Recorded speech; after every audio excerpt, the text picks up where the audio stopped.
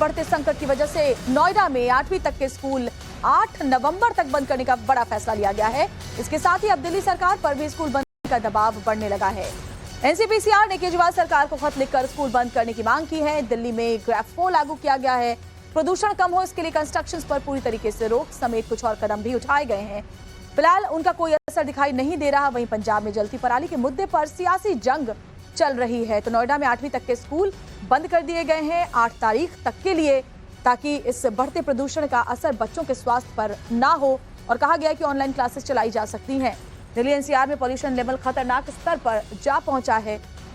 जलती पराली बहुत ही मुसीबत बनती जा रही है और हालात इस तरीके के हैं कि लोगों के लिए सांस लेना भी मुश्किल हो रहा है। आंखों में जलन, सांस लेने में शिकायत, ये तमाम लोगों को झेलनी पड़ रही है।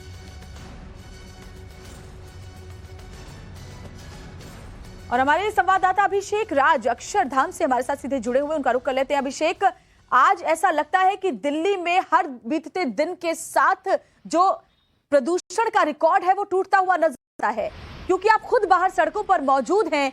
क्या महसूस कर रहे हैं, क्योंकि एक बार फिर से एयर क्वालिटी इंडेक्स जानलेवा बना हुआ है? देखिए, निश्चित तौर पे जो एयर क्वालिटी इंडेक्स है दिल्ली की, वो बेहद ही खराब श्रेणी में है और अब तो सीवियर कैटेगरी में आ गई है। ये देखिए, मेरे हाथ में AQI मीटर है और जरा इस पे नजर डालिए। AQI मीटर पे जो PM 2.5 का स्तर आप देखेंगी वो 500 है। ये 500 इस बात की ओर इशारा करता है कि ये इतना ज्यादा प्रदूषित हो चुका है दिल्ली की हवा कि आपको ये बीमार कर सकता है। एक तस्वीर देखिए, ये अक्षरधाम फ्लाईओवर से मैं दिखाना चाहूंगा। ये पूरा इलाका देखिए, चाहे अक्षरधाम मंदिर हो, चाहे नीचे आ रही गाड़ियां हो या खेत हो, चारों तरफ आपको धुंध की चादर दिखाई देगी। और ये कोई कुहासा नहीं है, ये प्रदूषण का वो हवा है, ये प्रदूषण के वो कण हैं जो फेफड़ों में घुसते हैं और फिर आपको बीमार करते हैं। जरा गाड़ियों पे नजर डालिए, सारी गाड़ियां जो है वो अपनी हेडलाइट्स ऑन चल रही हैं ताकि आपस में टकरा ना जाए। विजिबिलिटी गाड़ियों की काफी लो है और इस वक्त जब मैं आपसे बात भी कर रहा हूं तो मेरे गले में खराश सी महसूस हो रही है। तो आप अंदाजा लगाइए कि दिल्ली की प्रदूषण की जो स्तर है वो कहां पे पहुंच चुका है और दिल्ली की हवा कितनी प्रदूषित हो चुकी है। दिल्ली के लोग जब सांस ले रहे हैं तो कितनी जानलेवा बीमारियों का वो शिकार भी बन रहे हैं। देखिए, PM 2.5 500 पहुंच चुका है। AQI धीरे धीरे हर रोज बढ़ रहा है। पंजाब से उठने वाली जो पराली है, वो पराली की हवा जब दिल्ली की तरफ आती है, NCR में पहुंचती है, तब इस तरीके से दिल्ली की हवा जहरीली बन जाती है। लोग परेशान होते हैं। अभी सुबह का वक्त है, ऑफिस जाने का वक्त है, बच्चों के स्कूल जाने का वक्त है। ऐसे में माता पिता के लिए परेशानी है, जो ट्रैवल कर रहे हैं नौकरी पेशा लोग, उनके लिए परेशानी है कि इससे उपाय क्या है, बचे क्या। हॉस्पिटल जाना पड़ रहा है लोगों को। तो ये हालात है, ये आलम है। तस्वीरें देखिए, जो गाड़ियां हैं देखिए, जब मैं आपसे बात कर रहा हूं तो मुझे महसूस हो रही है। तो ये हालात है देखिए यहाँ प्रदूषण के। सांस लेने में भी लोगों को भारीपन महसूस हो रहा है, आंखों में जलन हो रही है। इस वक्त जब मैं आपसे बात कर रहा हूं तब भी मेरी आंखों में जलन हो रही है। तो ये हालात है दिल्ली के। ये अक्षरधाम देखिए पूरी तरीके से जो है इस प्रदूषण के चादर में लिपटा हुआ है। तो ऐसे में दिल्ली वासियों को यही सलाह दी जाती है कि जब तक जरूरी ना हो आप घर पे रहें, सुरक्षित रहें, क्योंकि ये हवा जहरीली है। ये आपकी सांसों को बर्बाद कर सकती है, आपकी जिंदगी के साथ खेल सकती है।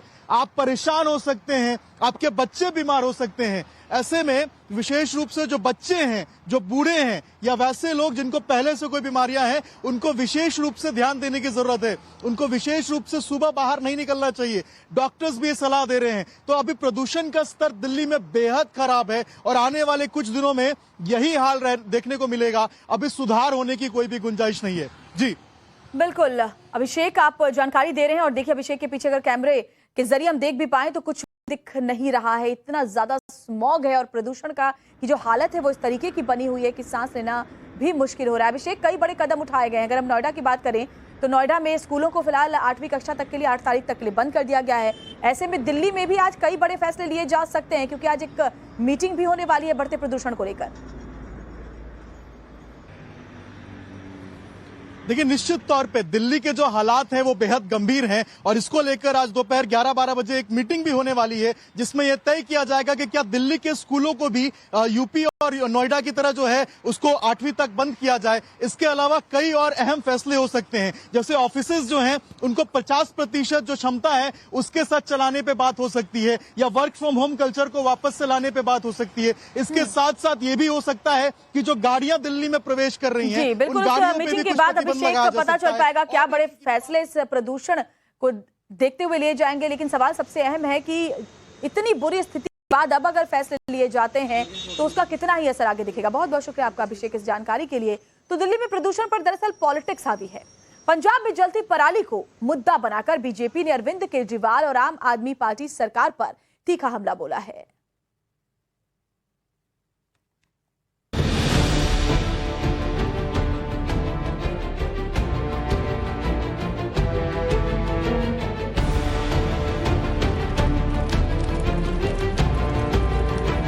दिल्ली की आवाम की सांसों पर संकट है।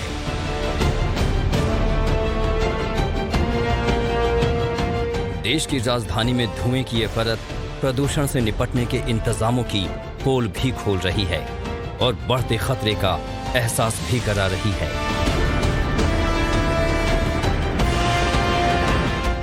लगातार जहरीली होती हवा दिल्ली में रह रहे लोगों का दम घोट रही है। हालात इतने खराब हो चुके हैं कि एयर क्वालिटी कमीशन ने जरूरी सामान लाने वालों को छोड़कर बाकी डीजल ट्रक की दिल्ली में एंट्री पर बैन लगाने को कहा, जबकि राष्ट्रीय बाल अधिकार संरक्षण आयोग ने दिल्ली में स्कूल बंद करने की मांग की ताकि बच्चों को पोल्यूशन के खतरे से बचाया जा सके। डेफिनेटली हमारा स्टैंड वही है अभी भी। अगर बच्चों को सुरक्षित हवा दिल्ली सरकार नहीं दे सकती तो उनकी जान से खेलने का अधिकार उनको नहीं है।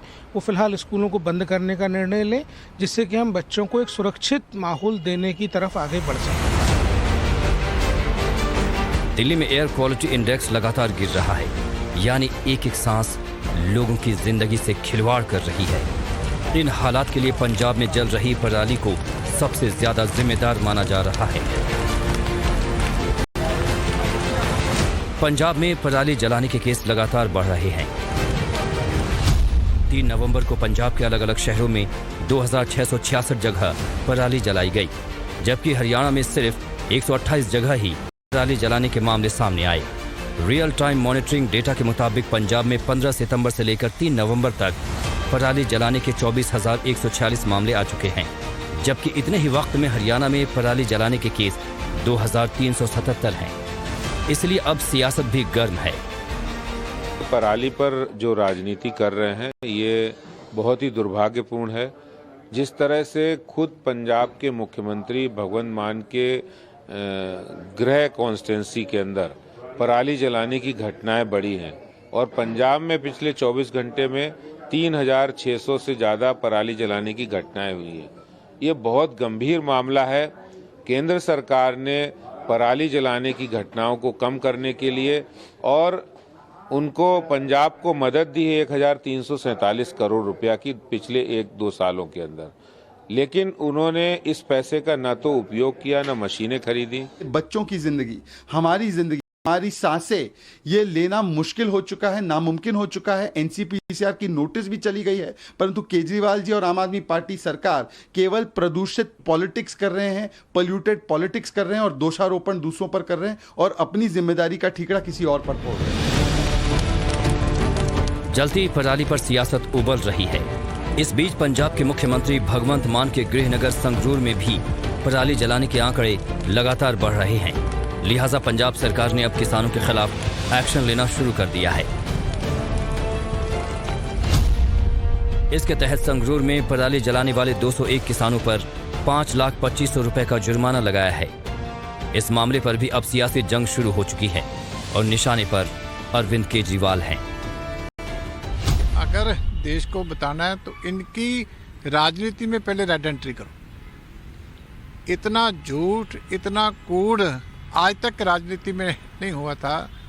से केजरीवाल साहब ये आए हैं, इन्होंने सारा झूठ को राजनीति का आधार बनाया। अब पंजाब में पराली की बात होती है।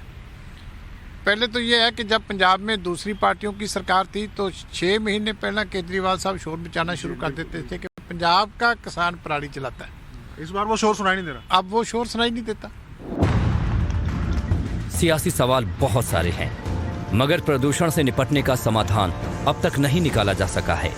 दिल्ली में खराब हो चुकी हवा को लेकर ब्लेम गेम चरम पर है, मगर जो अरविंद केजरीवाल 1 साल पहले तक पंजाब की सरकार को दिल्ली में बढ़ते प्रदूषण के लिए जिम्मेदार ठहराते थे, अब उनका मिजाज कुछ अलग हो चुका है। कोई किसान धुआं नहीं छोड़ना चाहता, कोई किसान अपने गांव, उनको समाधान कौन देगा? समाधान तो सरकारें देगी। अब दिल्ली में हम लोगों ने पूसा रिसर्च इंस्टीट्यूट के साथ मिलके एक सोल्यूशन बनाया, केमिकल सोल्यूशन, बायोकेमिकल सोल्यूशन। वो सोल्यूशन छिड़कने से वो जो स्टबल है, पराली है, वो खाद में कन्वर्ट हो जाती है। It's a win win situation और इतना सस्ता है। दिल्ली सरकार ने दिल्ली के सारे खेतों में छिड़काव कर दिया फ्री में। पंजाब सरकार भी कर सकती है, यूपी सरकार भी कर सकती है, हरियाणा सरकार क्यों नहीं कर रहे वो लोग? हरियाणा के सारे शहरों में पोल्यूशन हो रहा है, राजस्थान के शहरों में पोल्यूशन हो रहा है, मध्य प्रदेश के शहरों में पोल्यूशन हो रहा है और लगभग एयर क्वालिटी इंडेक्स सब जगह बराबर चल रहा है। तो क्या आम आदमी पार्टी ने सब जगह पोल्यूशन कर दिया? अगर पूरे नॉर्दर्न इंडिया में पोल्यूशन हो रहा है तो इसका समाधान कौन निकालेगा? प्रधानमंत्री जी को निकालना पड़ेगा ना, उनको बैठ के बात करनी पड़ेगी। तो प्रधानमंत्री जी बाहर निकल के सबकी मीटिंग क्यों नहीं कर रहे? इसका समाधान क्यों नहीं निकाल रहे?